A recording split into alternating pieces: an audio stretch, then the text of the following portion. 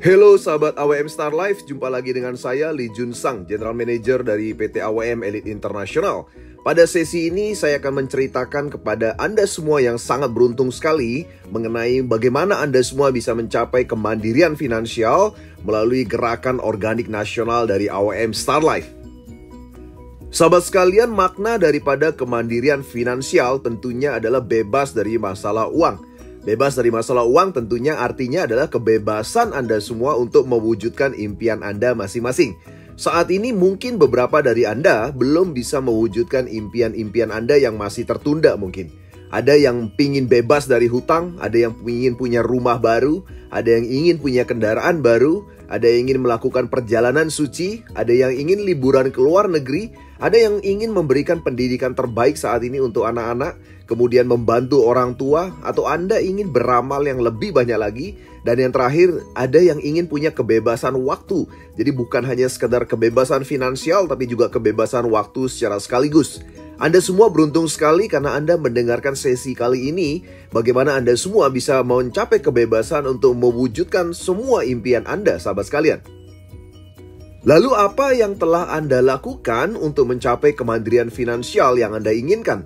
Berdasarkan sebuah buku bestseller yaitu The Cash Flow Quadrant karangan Robert T. Kiyosaki, di dalam bukunya beliau mengatakan bahwa ada 4 cara orang untuk mencapai penghasilan mereka, yaitu ada kuadran kiri, yaitu ada employee atau karyawan, di mana mereka menukarkan waktu untuk mendapatkan uang. Dan yang kedua adalah self-employed, yaitu sebagai pemilik keahlian, di mana mereka juga menukarkan waktunya untuk mendapatkan uang.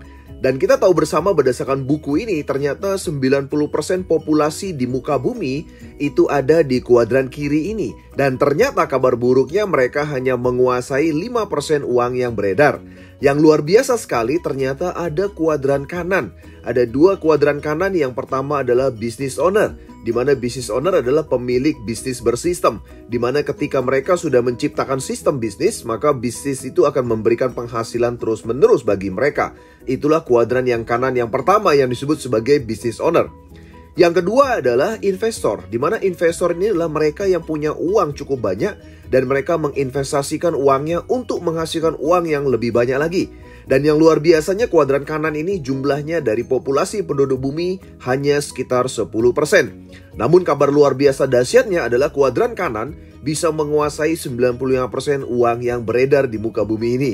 Jadi sahabat sekalian, berdasarkan buku Cash Flow Quadrant, kita bisa menarik sebuah kesimpulan bahwa jika Anda ingin mendapatkan kemandirian finansial yang luar biasa dahsyat, Anda harus ada dan berada di kuadran kanan, bukan di kuadran kiri. Berikut ini adalah perbedaan cara kerja antara kuadran kiri dan kuadran kanan, agar Anda bisa lebih memahami apa perbedaan keduanya. Kuadran kiri caranya adalah bekerja, kemudian mencari penghasilan atau income. Income-nya ditabung untuk memenuhi segala impian. Namun kuadran kiri memiliki banyak sekali resiko yang bisa dihadapi oleh para pekerja kuadran kiri. Resiko yang pertama adalah sakit, yang kedua adalah PHK, yang ketiga adalah pensiun, dan yang keempat adalah tutup usia.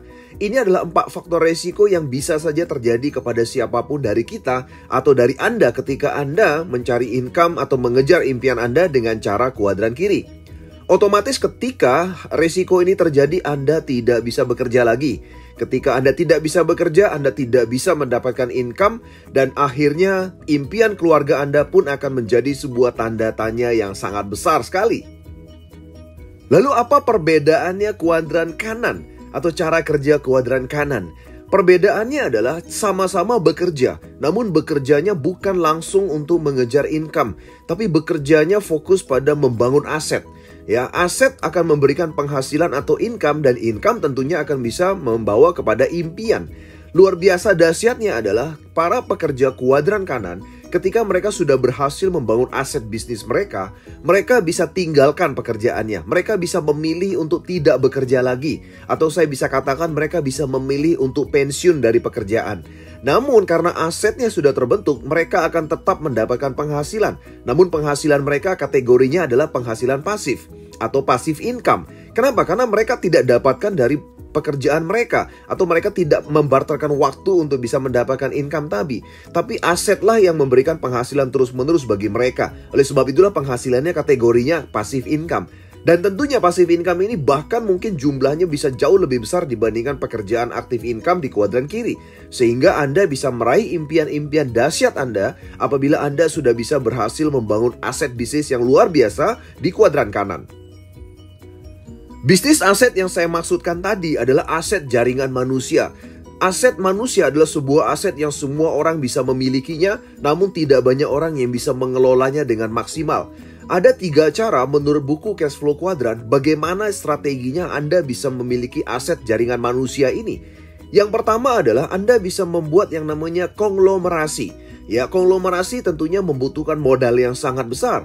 Dan tentunya Anda juga membutuhkan keahlian untuk membangun sistem sendiri. Dan yang nggak enaknya Anda harus membayar atau menggaji SDM-SDM yang Anda gaji untuk bisa membangun bisnis Anda tentunya. Kita punya banyak sekali contoh orang-orang yang punya perusahaan konglomerasi. Mereka menikmati passive income yang luar biasa dahsyat hingga saat ini. Namun sekali lagi mereka butuh modal besar, butuh keahlian yang sangat dahsyat, dan tentunya juga butuh modal yang besar untuk menggaji SDM-SDM mereka. Cara kedua yang mungkin bisa Anda pilih adalah membangun bisnis waralaba. Bisnis waralaba adalah sebuah bisnis yang luar biasa dahsyat dan besar tentunya, dan bisa menghasilkan passive income. Namun modalnya juga sangat besar. Ya, dan tentunya enaknya bedanya dengan konglomerasi adalah sistem bisnisnya sudah tersedia. Artinya Anda tinggal contek, Anda tinggal duplikasikan saja karena sistem bisnisnya sudah tersedia. Artinya Anda tidak perlu keahlian khusus dalam membangun bisnis waralaba. Namun gak enaknya adalah sama seperti konglomerasi, Anda harus membayar SDM ya untuk mengelola bisnis waralaba Anda.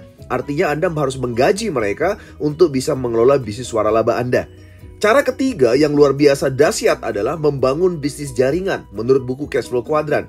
Saya merekomendasikan Anda untuk memilih bisnis jaringan. Kenapa? Karena modalnya kecil dan sistem juga sudah tersedia. Artinya Anda bisa melakukannya tanpa keahlian. Dan yang luar biasa dahsyatnya adalah Anda tidak perlu membayar SDM. Anda tidak perlu menggaji jaringan kerja atau jaringan bisnis Anda, sahabat sekalian. Lalu sahabat sekalian, bagaimana sebuah bisnis jaringan bisa memberikan Anda passive income layaknya sebuah bisnis konglomerasi dan juga waralaba? Jadi ketika Anda membangun yang namanya bisnis jaringan, Anda sebenarnya menciptakan pelanggan yang terhubung satu dengan yang lainnya dalam sebuah sistem yang tidak pernah terputus. Inilah kata kuncinya, sistem yang tidak pernah terputus. Karena kalau Anda membangun sistem distribusi konvensional, Anda tidak akan ada dan membuat pelanggan Anda ada dalam sistem. Luar biasanya dari bisnis jaringan sekali lagi adalah Anda membentuk jaringan pelanggan di mana mereka semua terkoneksi dalam sebuah sistem yang tidak terputus. Artinya Anda tidak perlu khawatir pelanggan Anda itu terlepas dari Anda karena mereka terhubung secara sistem dengan Anda. Jadi ketika Anda berhasil memiliki misalnya ada 1.000 atau 10.000 bahkan 1 juta pelanggan dalam sebuah bisnis jaringan dan secara rutin mereka menggunakan produk daripada sebuah bisnis jaringan, maka selamat, Anda sudah menikmati yang namanya passive income.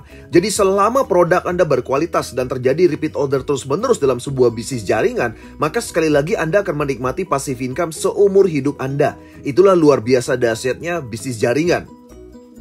Lalu bagaimana caranya memilih bisnis jaringan yang tepat untuk Anda, sahabat sekalian? Ada 4 pilar kekuatan bisnis jaringan yang harus jadi pertimbangan Anda, sahabat. Yang pertama adalah perusahaannya Anda harus cek dan pastikan perusahaannya memiliki visi jangka panjang. Dan yang kedua adalah pastikan produknya berkualitas dan tentunya punya repeat order yang tinggi dan memiliki permintaan yang sangat besar di market. Dan yang ketiga tentunya memiliki bisnis plan yang tentunya unik dan menguntungkan. Tidak sama dengan bisnis plan dari perusahaan lain karena ini berkaitan dengan daya saing.